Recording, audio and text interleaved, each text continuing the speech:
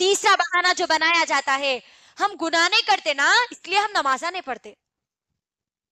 گناہ کرنے والے لوگ نمازاں پڑھتے، رو رو کے اللہ کے سامنے دعائیں کرتے، معاف کر دو اللہ، معاف کر دو اللہ بول کے. نمازاں سیکھنا ہے.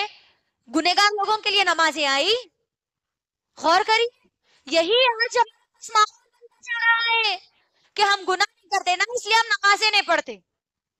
محمد صلی اللہ علیہ وسلم نعوذ باللہ گنہگار تھے، جو اللہ نے ان کو حکم دیا اے نبی پڑھو، تو یہاں پر یہ بہانہ بھی ختم ہو گیا کہ ہم یہ بہانہ بنا کر نمازوں کو نہیں چھوڑ سکتے. ایک اور جو ہمارے پاس بنایا جاتا ہے میری ماں اور بہنوں، ہم نماز تو ہم کو برے برے وسوسے آتے ہیں، برے خیال آتے ہیں، اسی لیے ہم نماز نہیں پڑھتے. کئی لوگوں کا کہنا ہے یہ اللہ اکبر. میری بہنوں غور کرو، نماز جب ہم پڑھتے ہیں تو ہم کو نماز سے روکنے والا کون ہوتا ہے؟ کون؟ شیطان ہوتا ہے. تو یہاں پر ہم جو نمازیں پڑھتے ہیں، اکثر ہماری نمازوں کا جو حال ہے، نمازوں کا حال تو بہت برا ہوتا جا رہا ہے آج ہمارا. ہم نمازوں میں جب ہوتے یاد آتے ہے نا، بچہ کیا کر رہا کی، انہوں شوہر کام گئے تھے کی، انہوں کیا کرے کی، انہوں ان کو کیا کرے کی، پھر بعد میں کیا کی، وہاں خالہ کے پاس جانا ہے، سسرال کو جانا ہے، مائکے کو جانا ہے، پوری نمازوں میں ہوتی آج.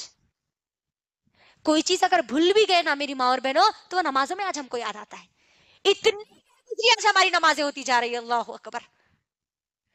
اور پھر نمازوں میں برے ڈر نمازوں کو چھوڑ دیتے آج کئی لوگ، اللہ اکبر. غور کریے، میں ایک مثال آپ کے درمیان رکھتی ہوں کہ دیکھو، جس گھر میں زیادہ مال ہوتا ہے وہی گھر میں چور آتا ہے نا؟ ہوتا نہیں ہوتا؟ جس دل میں ایمان مضبوط ہوتا ہے وہی پر شیطان ان کو بھڑکاتا ہے. تو کبھی بھی ہم نمازوں کو نہیں چھوڑنا. اور ہم جو نمازیں چھوڑتے ہیں میری ماں اور بہنوں، فنکشنز میں کی وجہ سے ہماری نمازیں چھوٹ جاتی ہے، ہم بہانہ بنا دیتے ہیں. اللہ اکبر. فنکشنال میں ہم جا رہے، عشاء ہماری مغرب تو چلے جاتی، عشاء بھی چلے جاتی، میک اپ ہے وہ خراب ہو جاتا نا. میری بہنوں، کیا آپ مجھے اس بات کی گارنٹی دے سکتی ہو کہ فنکشنال دنیا میں زندگی ہوگی؟ نہیں.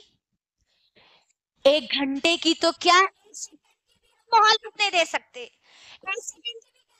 دے سکتے کہ ہم زندہ رہیں گے. تو آپ سوچئے، بے نمازی بن کر، فیس پہ میک اپ کر کے ہم نمازوں کو چھوڑیں گے تو بے جائیں گے. اللہ اکبر. تو اللہ کے لیے میری ماں اور بہنوں، اللہ کے لیے اپنی نمازوں کو مت چھوڑو. اپنی نمازوں میں خشوع اور خضوع لاؤ. صرف اتنا سوچو کس کے سامنے کھڑی ہو رہی ہوں، میں رب کائنات کے سامنے کھڑی ہو رہی ہوں. وہ جس جو مجھے دنیا میں بھی کامیابی دینے والا ہے، جو مجھے آخرت میں بھی کامیابی دینے والا ہے، اس رب کے سامنے کھڑی ہوں. ذرا کبھی تو غور کرنا، بڑوں کے سامنے ہم کس طریقے سے ادب اور لحاظ کے ساتھ کھڑے ہوتے ہیں، اور ہماری نمازیں ٹک ٹاک پہ یوں گزر جاتی ہے ہماری نماز. ویسی چھوڑا نا، 2 ہم سجدے مارتے ہیں اور ہماری نمازیں ختم ہو جاتی.